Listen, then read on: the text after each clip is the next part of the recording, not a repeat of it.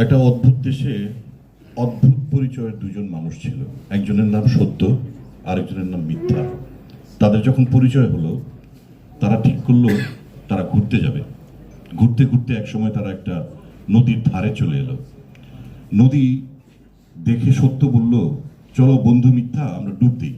মিথ্যা বলল, না, ঠান্ডা লাগবে, আমি পারবো না। সত্য বলল, একদম ঠান্ডা লাগবে না, আমি আগে ডুব দিচ্ছি, তারপর তুমি আসো। সত্য ঠিকই তার কাপড় চোপড় খুলে নদীতে ডুব দিল। ডুব দিয়েই উঠে দেখলো মিথ্যা আর নেই, তার কাপড়গুলোও নেই। সে তার লজ্জা নিবারণের জন্য আড়ালে চলে গেল, আর মিথ্যাই থেকে সত্যের কাপড় পরে সবাইকে পরিচয় দিতে লাগলো, আমি সত্য। এইভাবে 17 বছর পার হয়ে গেল। তারপরে যখন মানুষের বুকে নির্বিচারে মিথ্যা গুলি চালালো, তখন মানুষ চিনল যে এটা তো আসলে সত্যের কাপড়ধারী মিথ্যা। সে তারপরে